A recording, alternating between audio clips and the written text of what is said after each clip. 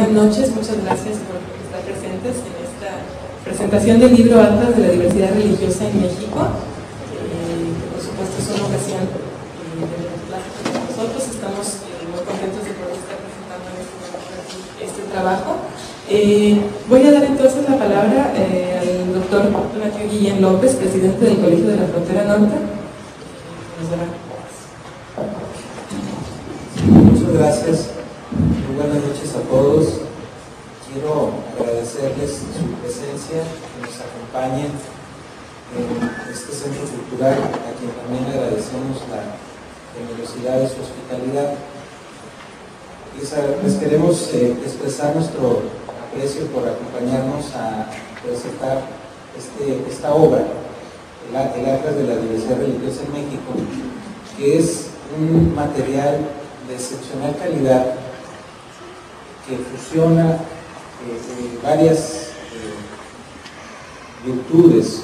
La primera es que es un trabajo interinstitucional, y por ello quiero agradecer a los colegas que nos acompañan también porque representan este esfuerzo, en particular a los que están aquí con nosotros, pero es una obra que tiene componentes de instituciones y de colegas mucho más amplio, pero preciso por lo pronto mi reconocimiento al doctor Rafael Diego Fernández, presidente del Colegio de Michoacán, quien ha apoyado entusiastamente esta edición y este trabajo, a la doctora Odile Hoffman, directora del Centro de Estudios Mexicanos y Centroamericanos, gracias también por acompañarnos de este apoyo, este esfuerzo, a la doctora René de la Torre Castellanos de CIESA, también gracias por estar con nosotros, la doctora Cristina Villegas Zúñiga, del Colegio de Jalisco, nuestro colega Alberto Hernández, del Colegio de la Frontera Norte, y a nuestra colega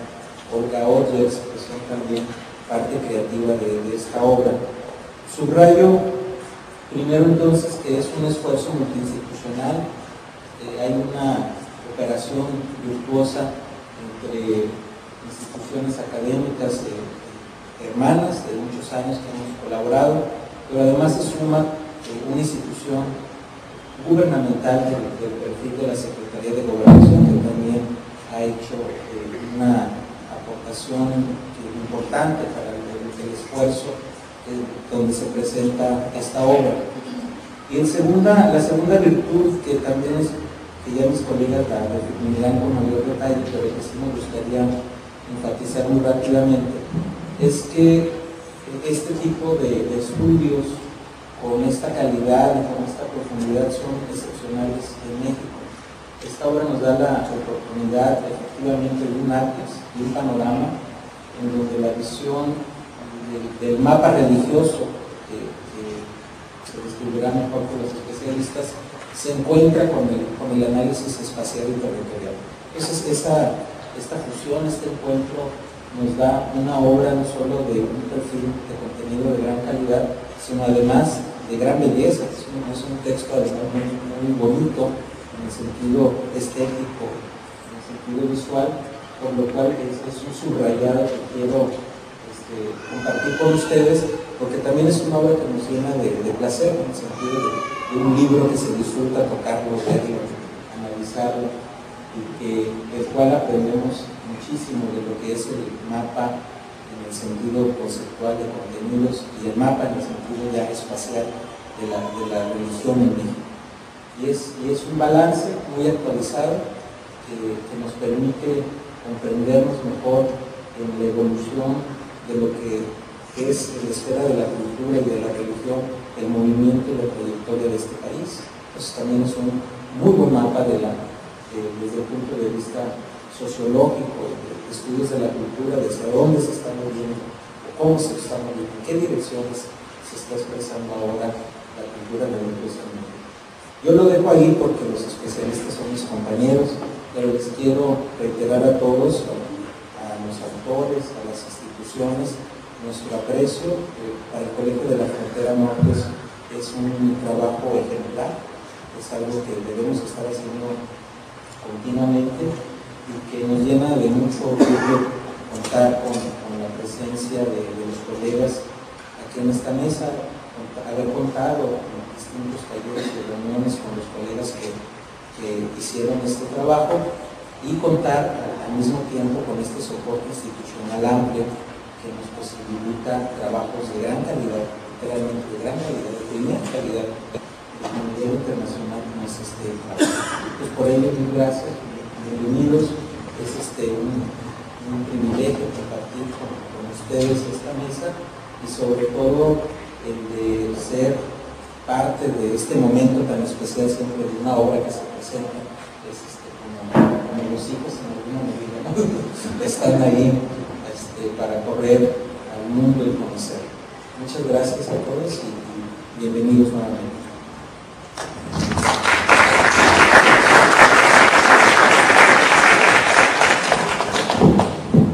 Muchas gracias, Donatio. Le damos la palabra entonces al doctor Diego Fernández Sotelo, presidente del Colegio de Michoacán, fue editor del Atlas y también investigadores del Colegio de Michoacán que participaron como autores en este trabajo.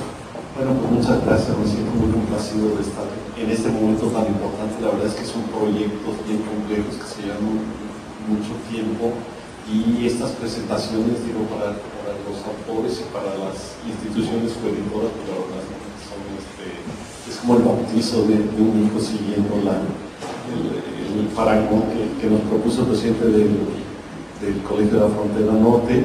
Agradecer desde luego a la institución anfitriona, al Colegio de la Frontera Norte, así como al Centro Cultural Tijuana, esta espléndida lugar, digamos, para la presentación, pues siempre es como un buen símbolo. Yo quisiera quizás solo insistir en algo que ya adelantó el doctor Guillén sobre la colaboración que hay atrás de este trabajo. A mí me da mucho gusto. En México no era y no es muy frecuente, la verdad, ver a una gran cantidad de instituciones de mucho prestigio y repartidas por todos los lados y ancho de la República colaborar en un proyecto editorial. Es muy raro. Las coediciones suelen ser dos instituciones, pero la verdad es que aquí vemos, y es el aval y nos demuestra el interés de estas instituciones, de todas estas, de respaldar un gran proyecto, muy importante que va a marcar un momento en los estudios de la diversidad religiosa en México. Las instituciones coeditoras nos hablan de distintas redes que participan, las redes más amplias, digamos, de la investigación y educación superior en ciencias sociales en México de posgrado. Entonces, por un lado está la red de colegios, que son 12 instituciones que están por todo el país, desde luego el Colegio de la Frontera, el CIESAS, el Colegio de Jalisco, las instituciones más directamente involucradas, pero 12 instituciones que forman esta red, la red de colegios están participando con varios de los miembros.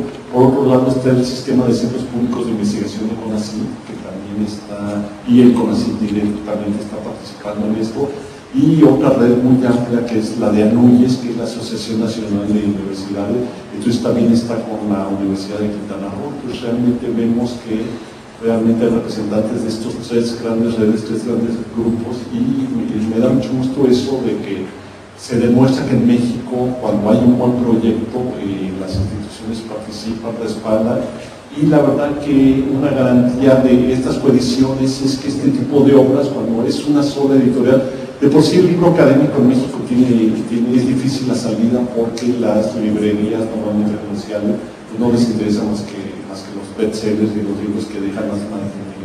El libro académico no entra en ese rubro, es muy difícil meterse en los circuitos comerciales más conocidos que hay en México, y entonces la oportunidad de varias instituciones coeditoras es que cada una hace presentaciones, cada una distribuye más, vende más los libros, y entonces eso también nos llena de alegría a todos cuando son libros tan importantes, tan valiosos. Quiere decir que se van a estar presentando en todos estos lugares y van a tener pues mucho éxito para la trayectoria de este libro, y muchas felicidades a las autoras del mismo. Muchas gracias.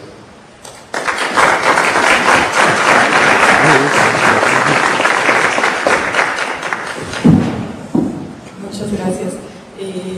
Damos la palabra entonces a la doctora Odile Hoffman, directora del CENCA, el Centro de Estudios Mexicanos y Centroamericanos.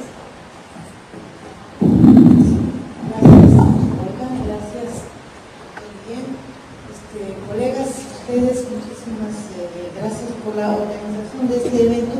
Me junto con mis colegas para decir cuán importante es y qué gusto me da estar en nuestra ciudad de Tijuana, que no conocía, estar por el Colegio de la Frontera Norte, que es una institución de suma importancia para el Centro de Estudios Mexicanos y Centroamericanos, que todavía no estamos con muchos trabajos aquí, pero sí nos interesa mucho trabajar más aquí, y con el Colegio de México, de Michoacán, con el que estamos en trabajos constantes. Con el Colegio de Jalisco, por supuesto, también tenemos proyectos en curso. Gracias a ustedes.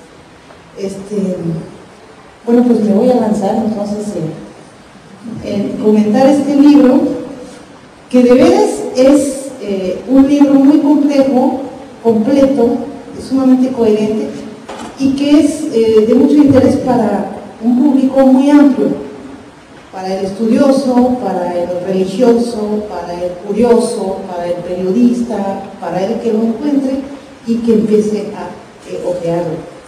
Yo creo que sí va a ser una obra de referencia, definitivamente, para un largo tiempo, verdaderamente, pero a la vez es un libro de análisis, y eso es muy escaso lograr esta combinación de tanto análisis como de referencia. Es decir, es un libro que se lee, pero también se consulta.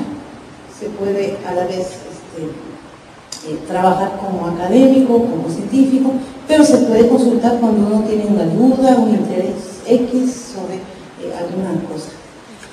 Por eso la verdad es que mis felicidades a los autores, que son muchos, pero que logran, y eso se siente muy bien en la lectura, que lograron coordinarse. No tienen todos el mismo hilo, pero sí tienen todos referentes comunes.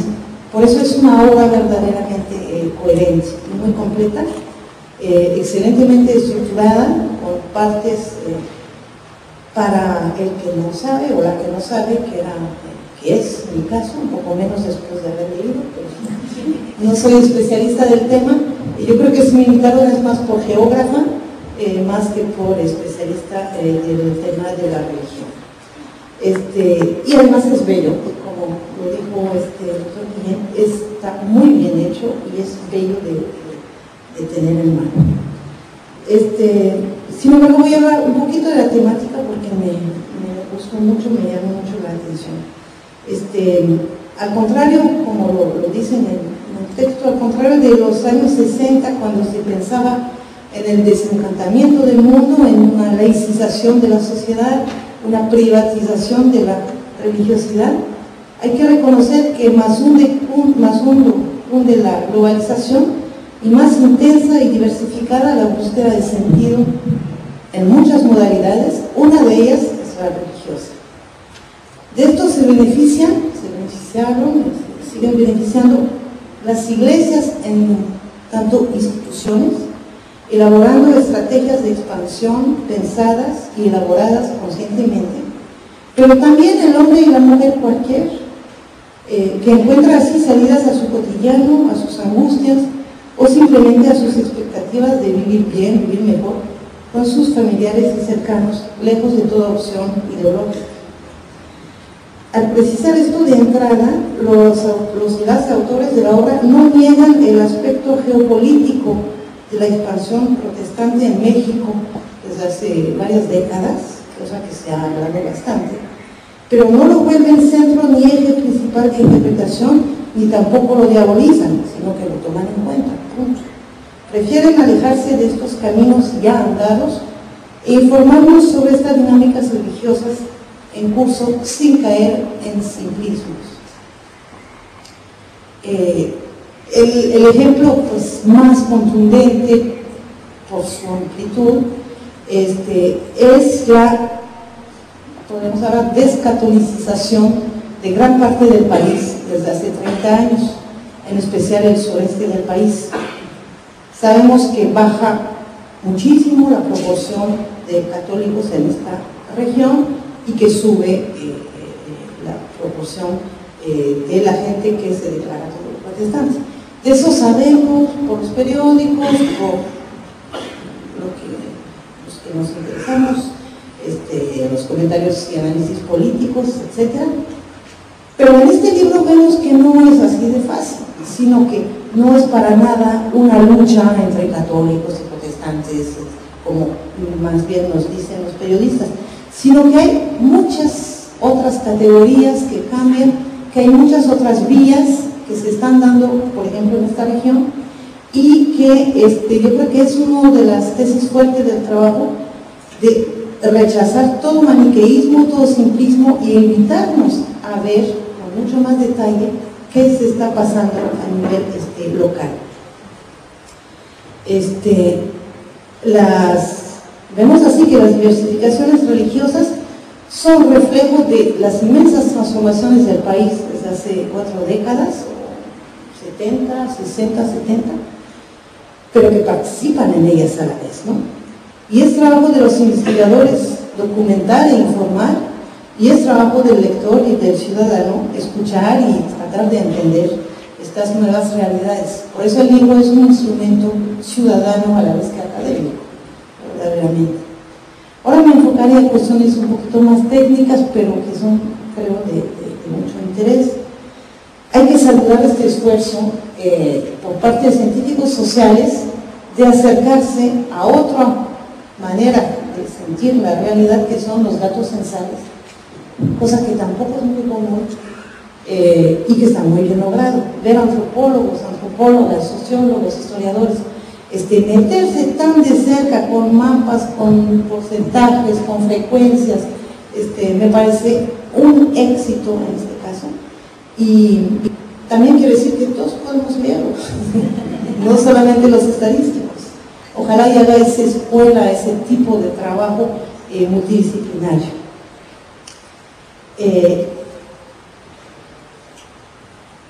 Por un lado, lo que me gustó mucho es que supieron esquivar las trampas del dato duro, multiplicando los indicadores y sus usos. Es decir, nos hablan a veces de valor absoluto, de porcentajes de, por ejemplo, los que se declaran protestantes o los que se declaran X cosa. También nos hablan de frecuencias, juegan sobre los tipos de representación cartográficas. También trabajan, yo voy a hablar de eso, a nivel monográfico, lo que les permite matizar las interpretaciones, un poco lo que dije en la introducción, ¿no? Ya que los datos, a veces, los resultados a veces convergen, pero a veces divergen, y ahí está el logro de este libro, porque es en esos desfases donde reside, yo creo, la mayor riqueza del análisis, y donde residen las pistas que nos van a indicar qué va a pasar mañana o qué está pasando. Por otro lado, este libro logra contextualizar muy bien los datos a distintos niveles, nacional, estatal, municipal, llegando a la localidad. Y para una geógrafa es un gran gusto encontrar esta combinación de escalas, que también es algo bastante escaso.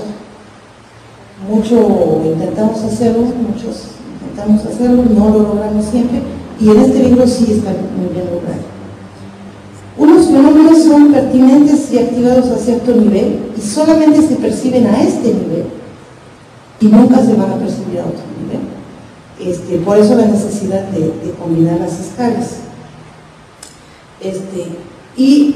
Tomaré el ejemplo del nivel que es el más accesible, digamos, al lector al inicio, y que de hecho es la primera parte del libro, sobre la representación cartográfica de las principales instituciones religiosas en el país, ¿no?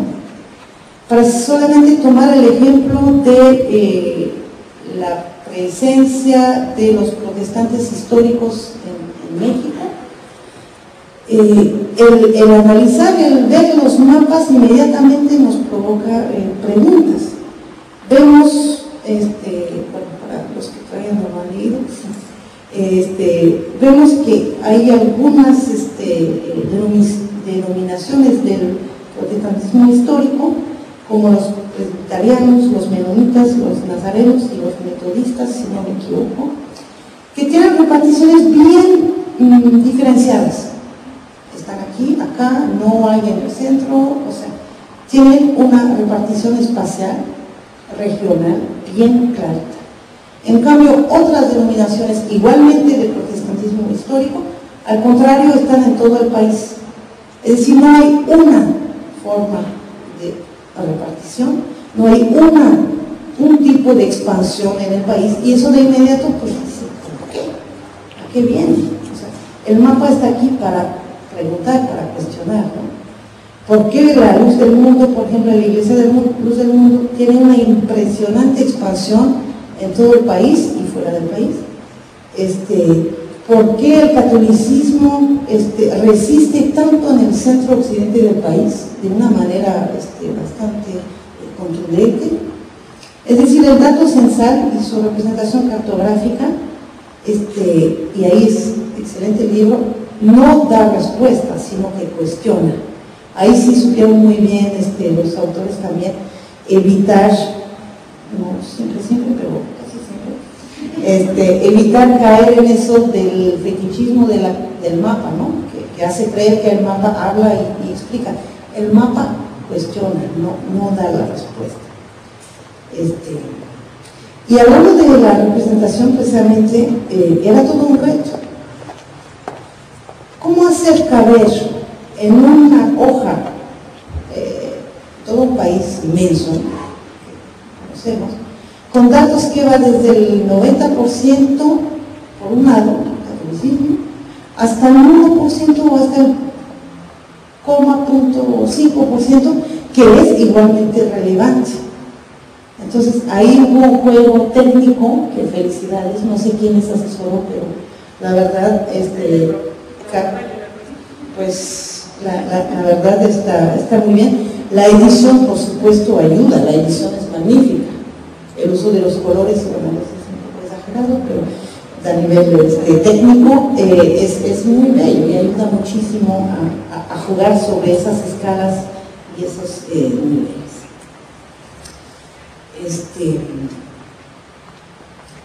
Y también algo que yo quisiera dejar claro en este libro es el uso múltiple que se puede hacer de los mapas. Un uso puede ser científico. Verán a la hora de ojear, hay unas gráficas un poco difíciles de entender porque son muy completos y uno los puede utilizar y verdaderamente trabajar. Y hay otros que pueden ser de uso muy intuitivo, que cada uno ve y dice, wow, ¿por qué hacerlo? O sea, realmente, y es igualmente válido, yo creo, también este acercamiento. Tomaré el ejemplo de la repartición de la población que se declara pentecostal. Sabemos que el pentecostalismo pues es una denominación en plena expansión, ¿verdad? Desde hace varias décadas. Y si lo ven, nada más que se me olvidó apuntar aquí la página, pero les voy a medio plantear. Se ve muy bien los focos, o sea, una repartición donde se ve muy bien las áreas de mayor población indígena por un lado y mayor población de lo que cree saber uno, migrante por otro lado. Está Tijuana, por supuesto, está no recuerdo qué ciudades, pero se ve bastante bien todas las ciudades de la zona norte. Es decir, intuitivamente uno dice inmediatamente, pues sí, es la zona de mayor conversión o de mayor presencia del pentecostalismo, son las zonas del sureste indígena y las zonas de migración de la zona norte del país. Sin embargo, el análisis que viene muy bien hecho muestra lo contrario. Es decir, el análisis luego, en un capítulo aparte, demuestra que no hay correlación directa entre migración y cambio religioso. Entonces uno dice, caray, yo había pensado, o sea, yo vi el mapa, inmediatamente me vino esta explicación, y al leer el capítulo correspondiente se ve que no hay correlación directa entre migración y cambio religioso. Pero yo digo, sigue la duda, no la duda de que el análisis esté mal hecho, por supuesto, pero la duda de que los fenómenos son tan complejos que a ciertas escalas, con ciertos instrumentos analíticos, se deduce, se interpreta de una forma y que con otras escalas, otros instrumentos analíticos, se deja pensar que existen otras pistas. Y este libro permite jugar sobre esas posibilidades. Por eso digo, es de consulta y de análisis a la vez, es excelente. Y va más allá de las evidencias. Y eso es lo que necesitamos en este tema, pues, como en muchos otros temas, ¿verdad? Pero quizás más en este tema que a nivel mediático tiende a veces a ser un poco esquematizado. El libro nos presenta elementos para ir más allá de las diferencias.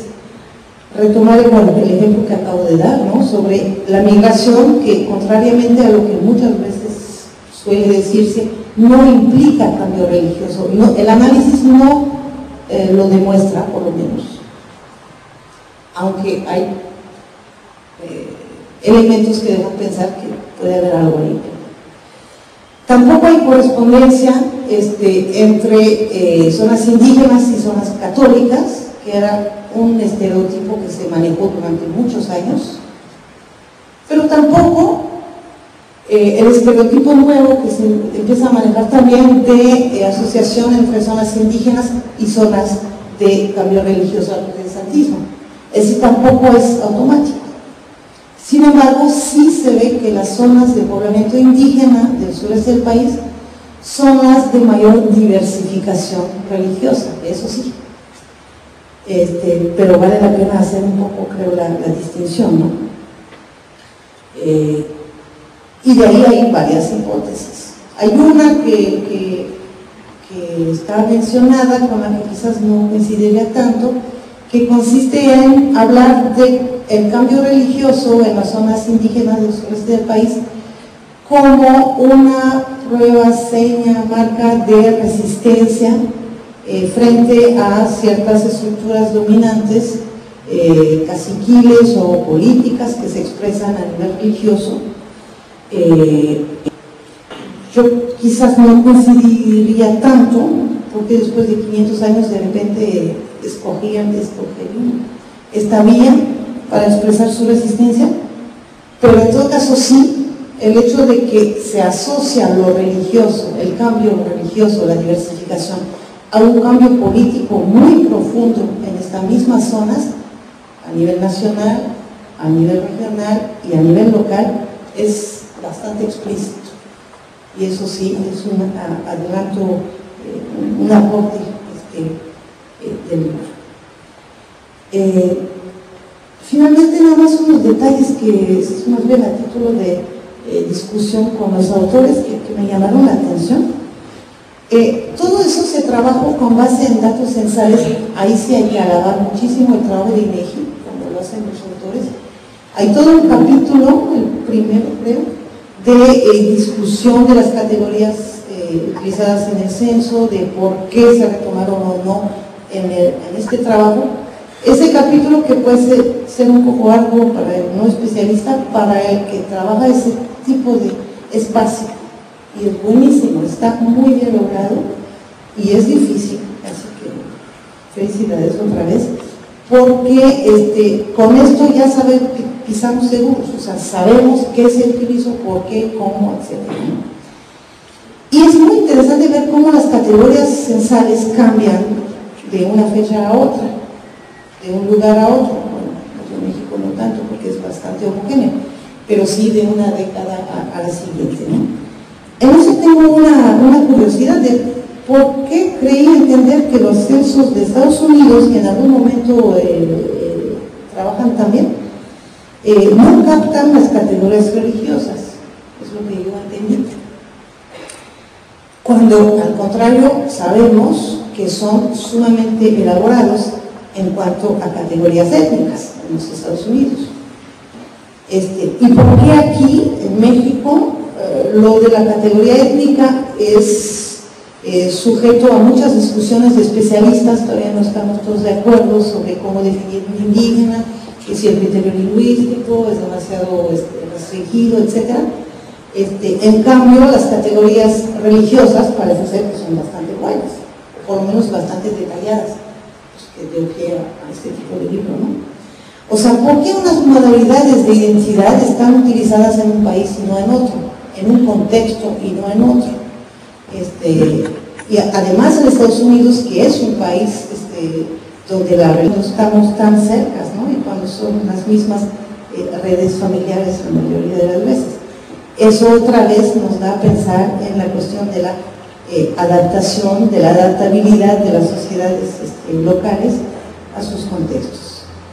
Y terminaré por una mención que me interesa mucho, porque yo trabajo más sobre la cuestión de categorías étnicas en México y América Latina en general. Y me fascinó la diversificación religiosa que se ve en esta obra, en el espacio, en el tiempo, porque hay que decir que este libro trata no solamente en el espacio nacional, sino en el tiempo, de los 50 para acá y a veces desde mucho más antes. Y tomaré el caso de Tijuana, esperando no haber mal leído el capítulo, es un poco atrevido, donde el capítulo muy interesante habla de la transversalización de las denominaciones. Creo que es Alberto el que trabaja eso, ¿verdad? Y se habla de la voluntad interdenominacional de ciertos grupos o personas religiosas. Y me hace pensar de manera quizás muy atrevida en la dinámica étnica que se da en otros contextos y que se ha dado en la historia, en el siglo XVI, XVIII, pero tampoco diga errores, cuando las administraciones y los instrumentos censales de la época buscaban a toda fuerza organizar la sociedad en categorías discretas y diferenciadas a nivel étnico, mientras la sociedad colonial, sus prácticas cotidianas, económicas y aún sociales apuntaban a mezclas muy variadas, imposibles de encasillar. Y el ejemplo quizás iría por el mismo sentido, es decir, hay toda una rama de adscripciones religiosas posibles, pero sin voluntad de encasillarse en una o en otra. Y se dan casos de prácticas religiosas que se adscriben a varias denominaciones a la vez, ¿no? Bueno, la conclusión de la obra retoma esos temas y muchos más. Es excelente. Yo veo esta obra como un himno a la diversidad, a la autonomía, a la capacidad de adaptación, a las posibilidades, al no dogmatismo, y les felicito a todos y a los editores que osaron esta empresa muy bien lograda. Gracias.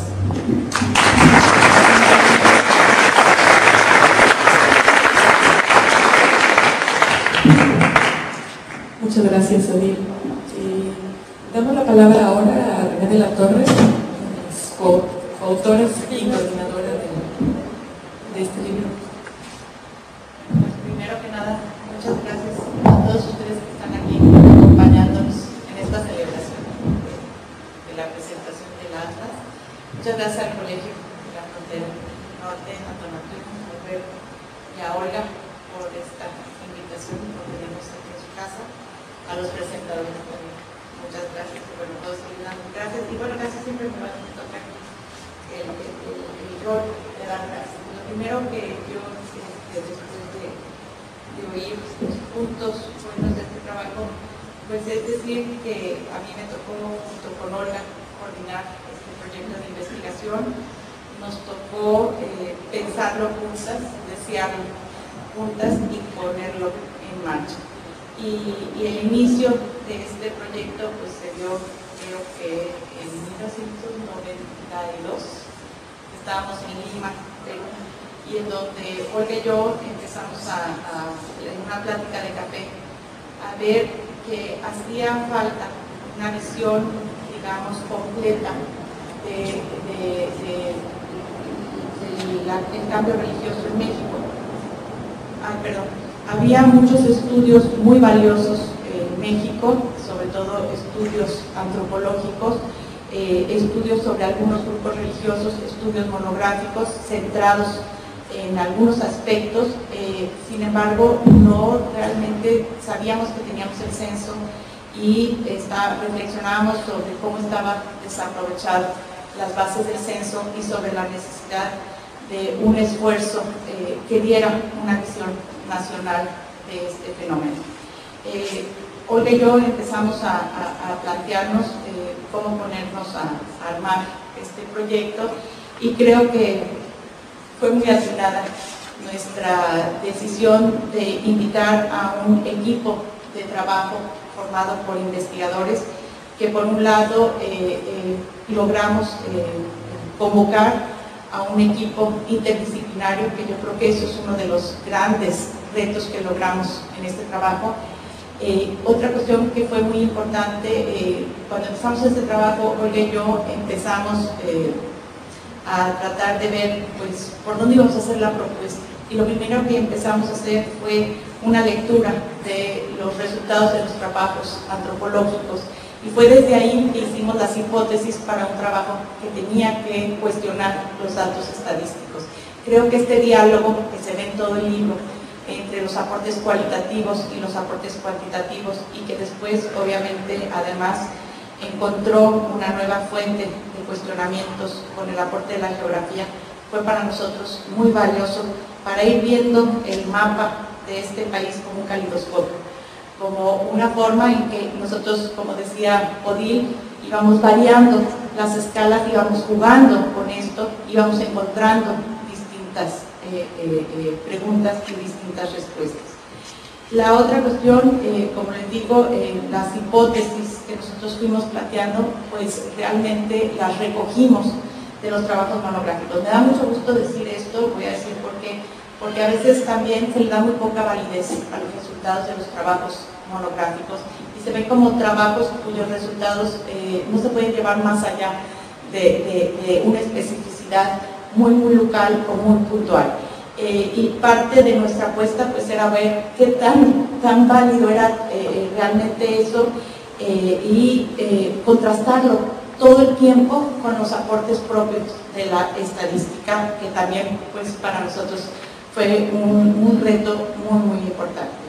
En el transcurso, me acuerdo cuando tuvimos la primera reunión, uno de los participantes, Rodolfo Casilla, dijo, bueno, acepto este riesgo, acepto esta aventura. Y yo creo que gran parte de lo que hicimos pues fue realmente meternos a esta realmente aventura, porque es un trabajo que es un atlas, en donde realmente de inicio no teníamos geógrafos, fue apoyado posteriormente por 2 estudiantes geógrafos, pero al mismo tiempo que es algo muy riesgoso, creo que tal vez ese fue gran parte del aporte, pues de tal vez ver la geografía con otra manera de acercarnos a ella, que a veces acertada y a veces creo que pudimos tener errores, pero que también nos permitió jugar con ella y descubrir, sobre todo con esta perspectiva de descubrir en esta nueva herramienta para nosotros cosas que para nosotros fueron muy significativas. También, obviamente, pues este es un trabajo, como ya se dijo, resultado del apoyo, el aval y la confianza que nos dieron muchas instituciones, y que no se hubiera podido hacer este trabajo sin esas instituciones. Creo que es muy importante el mencionar que muchas veces, y aquí voy a hacer una crítica al centralismo en este país, pero muchas veces se plantean que lo que se ve desde el DF es lo que sucede en la realidad nacional. Y muchos de los trabajos nos hablan de México desde una perspectiva de lo que sucede únicamente en el Distrito Federal. Creo que un aporte importantísimo de este trabajo es realmente conjugar las visiones de estos investigadores, que muchos eran especialistas de localidades, de espacios regionales, que lograron llegar, y digo de broma, de Quintana Roo hasta Tijuana. Y eso yo creo que es algo que le da, que enriquece muchísimo este libro. Y bueno, pues por mi parte sería todo, y sobre todo pues agradecer a todo el equipo de trabajo, los compañeros, fuimos más de 20 los que estuvimos en esta empresa académica de sacar este libro y un reconocimiento, pues, sobre todo al trabajo de equipo, que yo creo que es lo que realmente nos permite hacer un trabajo que sea realmente importante.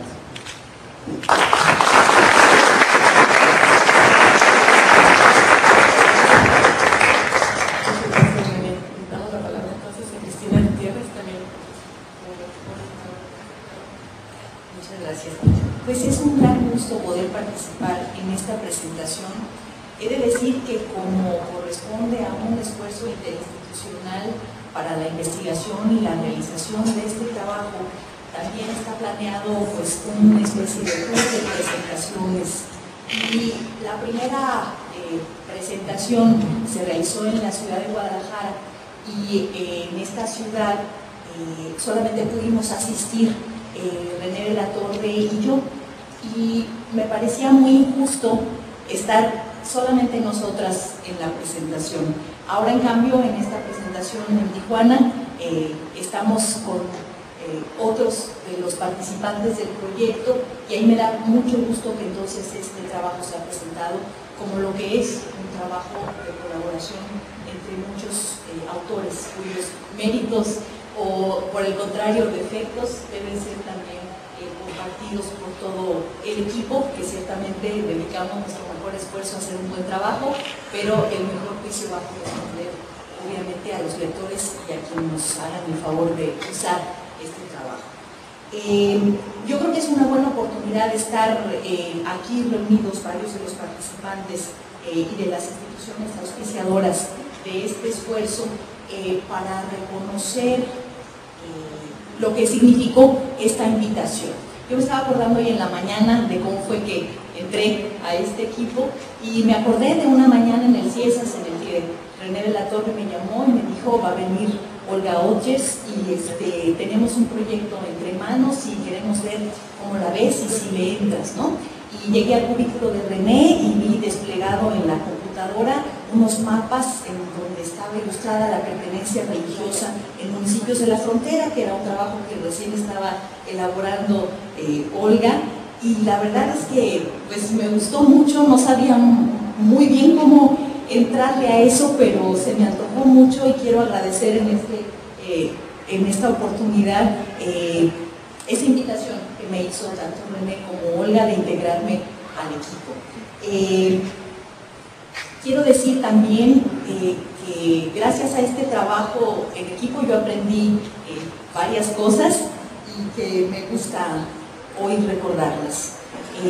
Una muy importante es, así como se ha descrito por parte de Odile, por parte de René, el panorama de los estudios religiosos que han tenido un carácter fuertemente monográfico, y eso nos encierra muchas veces a los especialistas en nuestra propia sociedad local o en nuestra propia confesión religiosa que es objeto de nuestro estudio. Entonces nos hacemos un poco especialistas del judaísmo en Zacatecas, ¿no? Y es impresionante. Para mí fue toda una experiencia en este proceso aprender a subir y bajar de las escalas. Primeramente fue una llamada hacia ver una escala de dimensión mucho más amplia que solamente el censo nos podía dar, con todas sus luces y sombras, porque trabajar con el censo implica conocerlo y entonces ver también todo lo que se puede mejorar en él. Fue una llamada sobre todo a subir en la escala del análisis y ver la potencialidad de esa fuente, que yo creo que es algo muy importante. Pero después de haber colaborado en este esfuerzo, en donde se trató de exprimir la fuente censal al máximo, estoy muy invitada a regresar al trabajo monográfico desde otra perspectiva. Entonces, es como un subir y bajar en el elevador, y yo creo que en el elevador de las escalas, y este es un aprendizaje que yo quiero agradecer a todos los participantes del grupo. Y la siguiente cosa que estoy aprendiendo es que a la complejidad de estos fenómenos que estamos enfrentando ahora, estos fenómenos sociales que estamos enfrentando ahora, corresponde una fuerte colaboración, un aprendizaje a trabajar en equipo, para el cual con mucha frecuencia no estamos suficientemente preparados, y que sin embargo no hay de otra. Es a través de esas discusiones y de esa colaboración colaboración, como podemos atisbar algunas luces, sombras, pistas, como planteaba Odile, de la complejidad de los fenómenos. Entonces el llamado que yo siento es a esta colaboración, y que me da mucho gusto que, como planteaban los directores de las instituciones aquí presentes, las instituciones jalan frente a eso, como dicen, quiero agradecerlo porque eso no es sencillo. Y finalmente decirles que lo mejor que nos puede pasar es que vean el libro, que lo usen, que lo critiquen, y que no va a haber mejor premio para nosotros a este esfuerzo colectivo que realizamos, que haya un uso, incluso una crítica, y siguientes ediciones del Atlas que tiren por tierra todo lo que dijimos. Muchísimas gracias.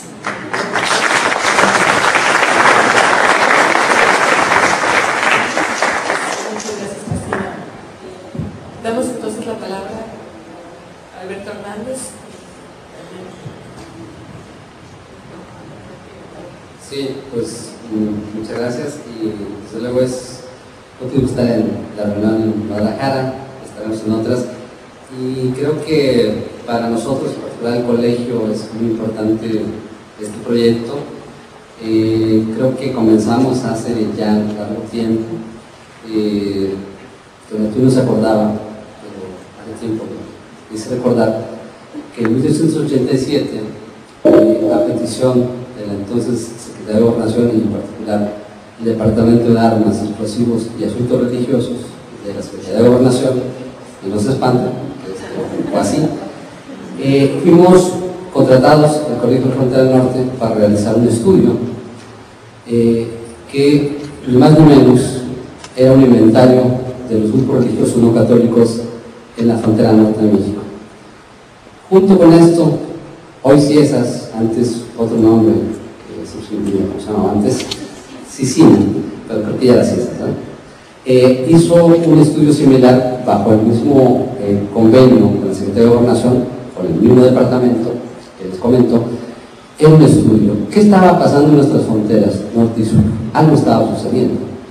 Los censos habían sido una fuente muy importante de datos. Desde 1895 aparece la variable de religión en nuestros censos, y antes era muy precisa. En el censo de 1895 podíamos saber los metodistas, cuántos eran, y otras categorías.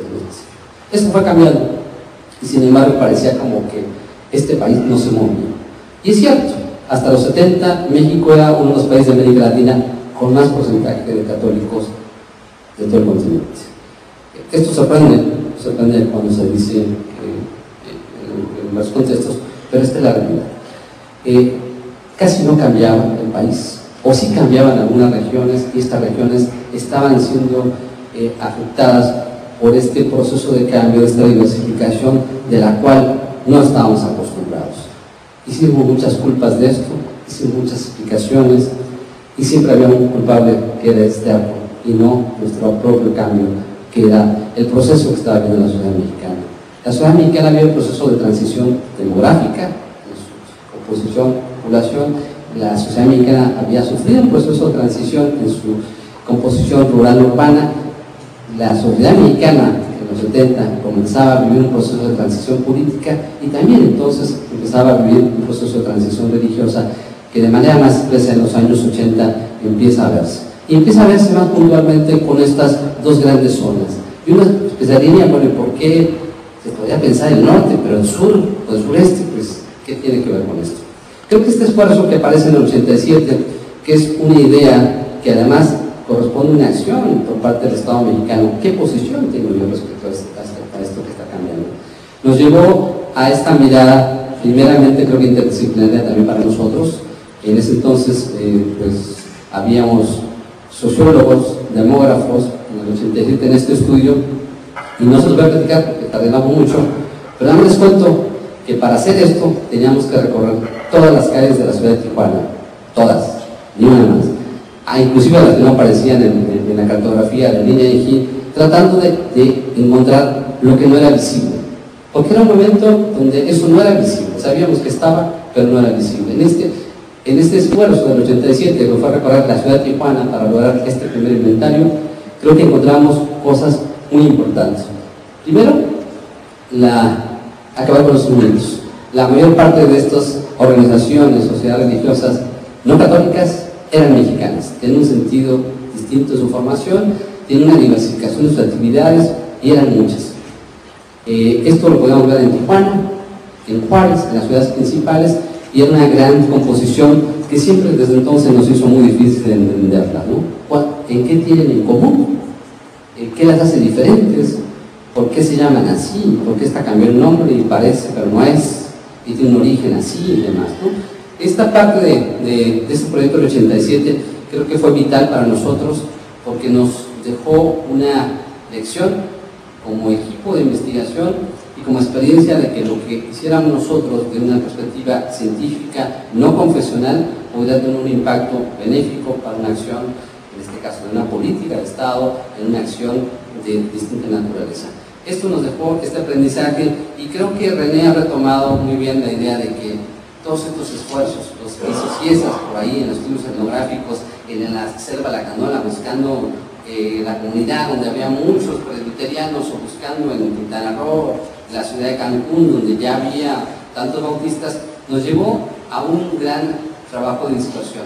Los estudios etnográficos, los estudios de otro tipo eran muy separados, no teníamos este diálogo, y este diálogo nos hizo quizá estar un poco atrás de lo que estaba sucediendo en otros países como Brasil, donde esta comunicación llegó y se dio de otra forma.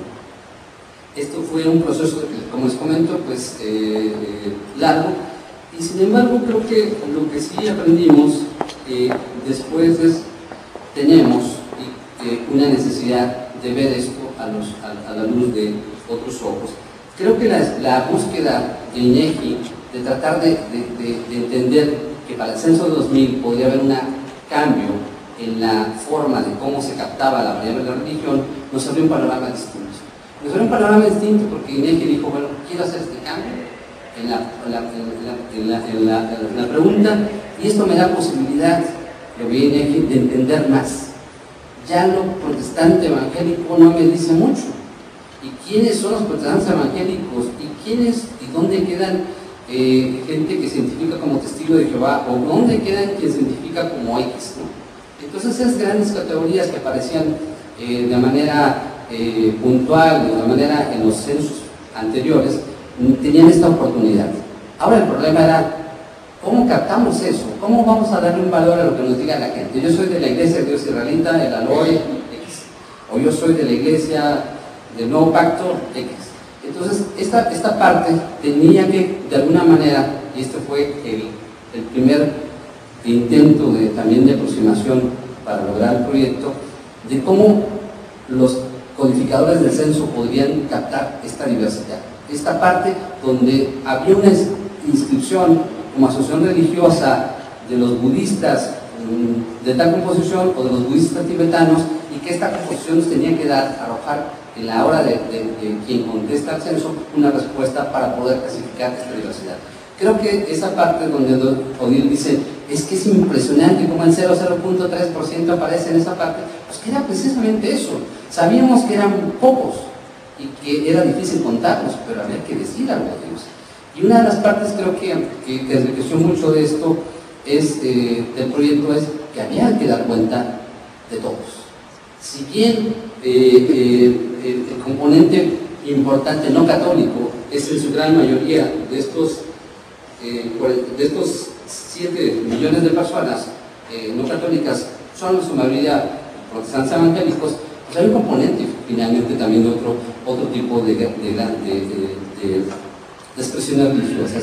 Y creo que es una de las cosas donde también la idea de que el ACLAS empezara a tomar este punto y que lo considerara empezó a ser un gran acierto.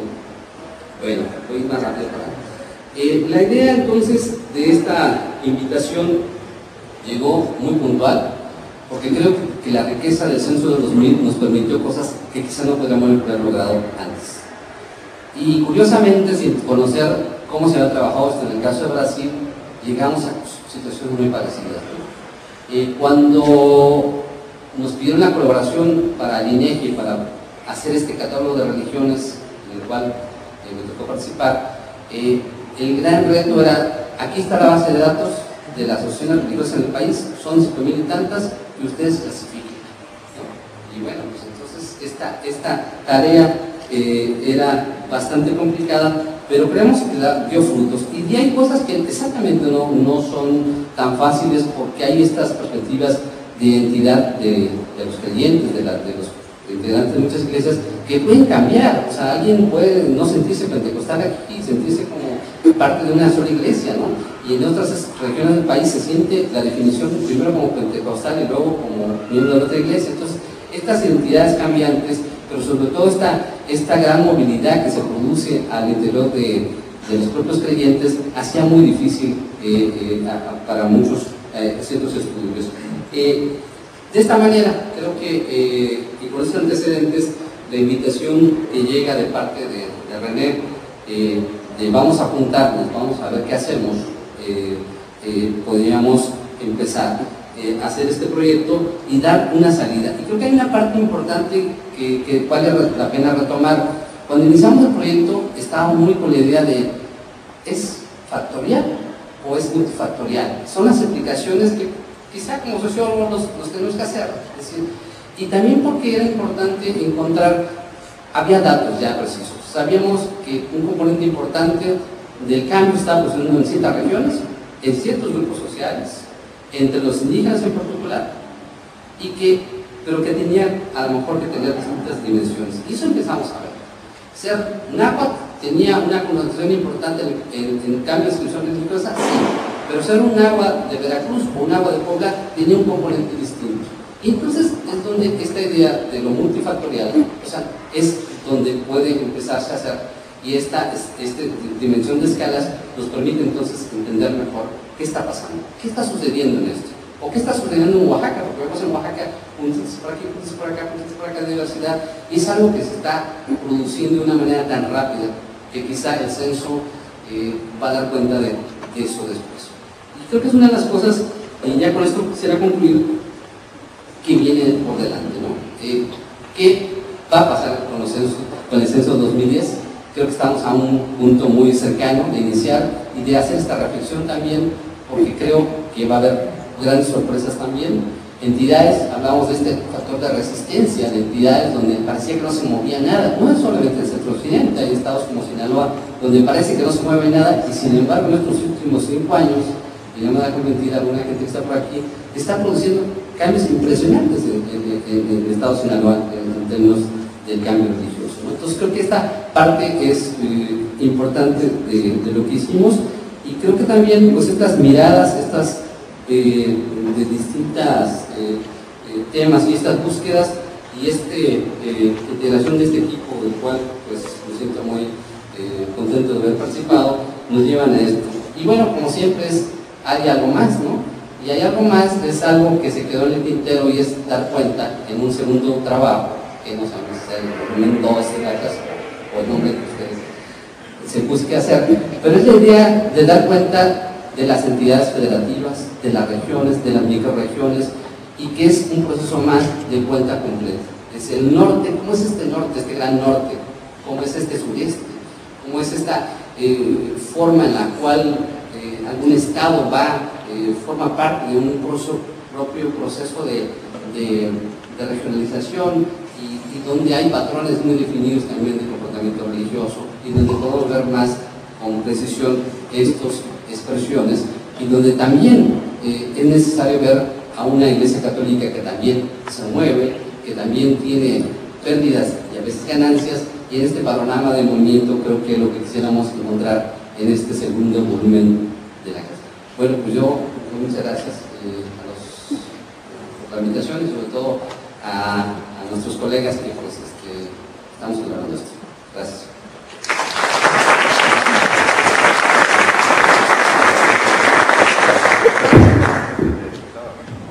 Muchas gracias. Abrimos ahora una sesión de preguntas, comentarios. Nos gustaría mucho conocer sus opiniones.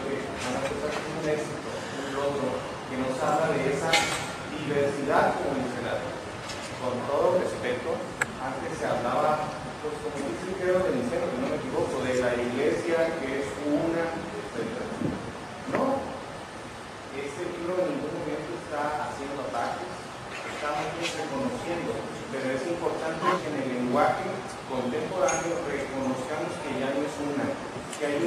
diversidad religiosa y además política en nuestro país. Esta experiencia de tener el Atlas en nuestras manos de veras ha marcado entusiastamente que las asociaciones religiosas en México, 6.800, pues nos dicen que en México está sucediendo de veras un verdadero fenómeno religioso. Y lo más interesante es ver también el papel que está jugando en la sociedad, en lo político, en lo social. A mí me gusta mucho decir al gobierno, las iglesias están resolviendo la chanta, que es tu obligación, y a ti no te cuesta. Y no hemos logrado también reconocer el papel tan importante que tenemos. Por eso, aquí reconozco a muchos líderes religiosos que me da gusto verlos aquí. ¿Por qué? Porque ya estamos reconociendo finalmente, después de 15 años de la reforma de las instituciones de nuestro país, que hay una presencia importante desde el gobierno de Tijuana. Felicito de veras a usted que es extraordinario trabajo, no quiera dejar esta oportunidad de manifestar el éxito. Qué pena, constructivamente, porque aquí se ha hablado de algunos comentarios constructivos, qué pena que no sea representada a su Secretaría de Asuntos Religiosos el día de hoy. Sé que por los cambios me habían comentado que probablemente iba a estar el señor Florencio, tenemos ya el Florencio, ya tenemos un nuevo secretario de Asuntos Religiosos y seguramente eso, pero aún así yo lo digo con cierto celo, no les costaba nada buscar un representante porque es muy importante el papel de la gobernación en la subsecretaría de Asuntos Religiosos está jugando, porque finalmente legalmente las iglesias se rigen por una ley y aquí no está ninguna representación del gobierno. Me hubiera gustado mucho que lo estuviera, porque esto también puede cambiar la dinámica social de nuestro país. Les mandamos saludos a la población.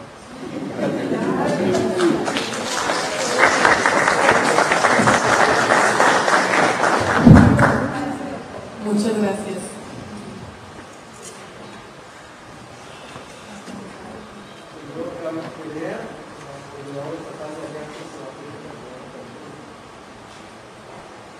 Congratulo de estar en esta noche celebrando con ustedes la edición de este libro que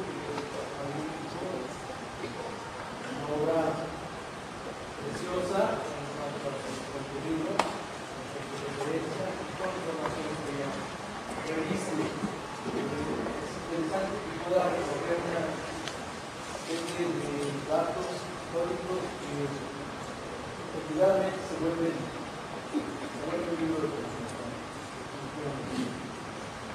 Por otro lado, quisiera hacer algunos comentarios que, dadas las características del libro, vale la pena hacer. Creo que viene en un buen momento de la historia, dado que estamos muy cercanos al siguiente censo de población. Yo sí me atrevería a solicitarles a ustedes que de manera conjunta propusieran a la Oficina de Censos el que puedan hacer una propuesta en la cual presente la forma de poder recabar mejor los datos de esta diversidad religiosa.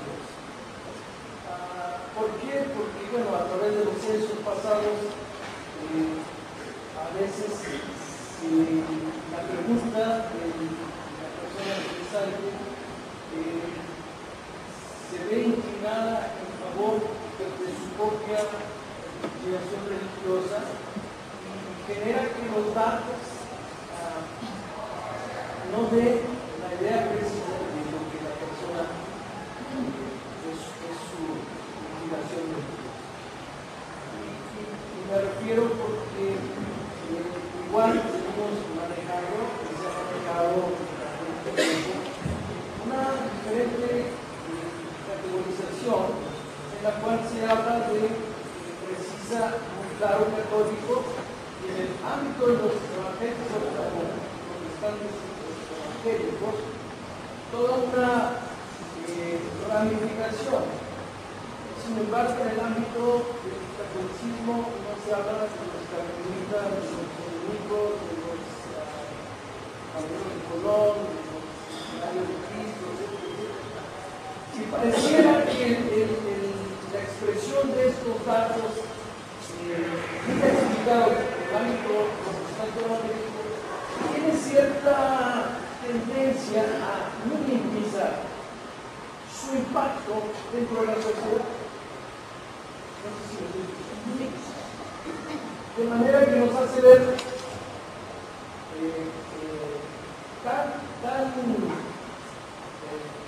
en un mosaico tan plural que no precisa arrojar datos que pudieran ser más conclusos.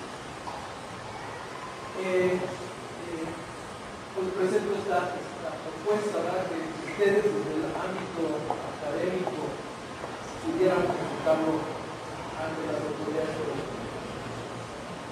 Por otro lado, sí, en este ámbito de las actualizaciones, también tiene que ver con el censo de alguna manera, porque los datos, tuve que hacer referencia a que los datos duros no se mostraron tan inflexibles, digámoslo así, porque en esos datos no nos hablan de la militancia de las personas que se dicen ser y a veces no son. En el sentido de que uno puede decir yo soy metodista y participo en los 15 años de las bodas de mi familia y se acabó. Pero ya dejé de ser cualquier otra cosa, pero realmente no estoy ejerciendo la militancia, llámese metodista, católico, lo que sea.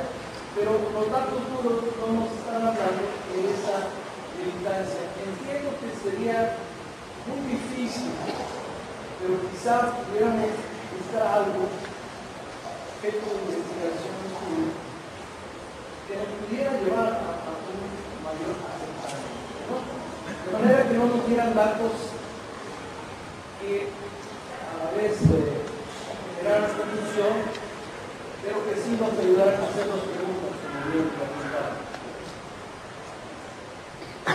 Efectivamente, quiero comentar que, así como decía el doctor Hernández, que están habiendo cambios sustantivos en el estado de Sinaloa, que lo estamos viendo en el Baja California, en Chihuahua, Tabasco, Chiapas y otros estados de la República. Yo creo que, si bien es cierto, esta es una obra magnífica, de excelencia, muy puntual, es un punto de arranque. Yo creo que en breve, dado estos movimientos tan rápidos que se van a dar consiguiendo, va a ser necesario programando una actualización de la como una base especial, sea un arranque de muchas actualizaciones. Enhorabuena, felicidades.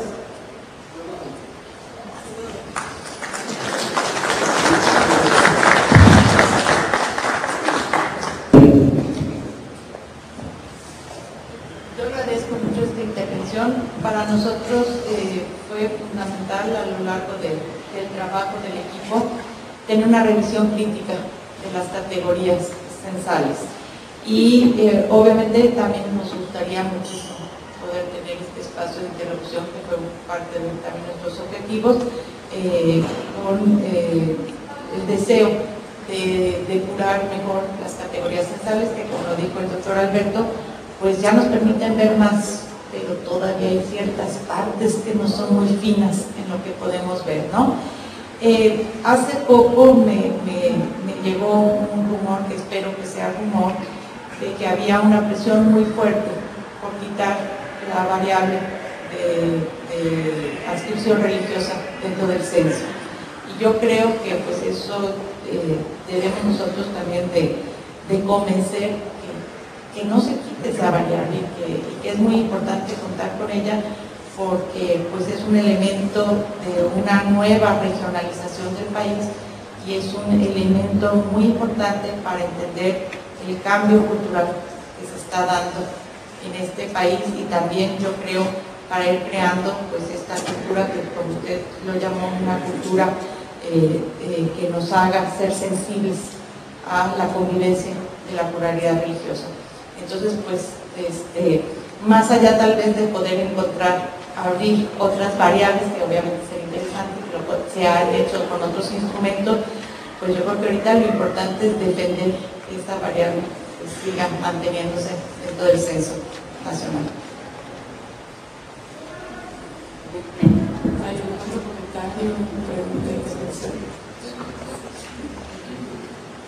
Muy bien. Bueno, pues entonces por lo pronto terminamos aquí la discusión para continuarla con todos ustedes en un brindis. Esperemos que nos acompañen y nuevamente reiterarles el agradecimiento por su presencia. Gracias.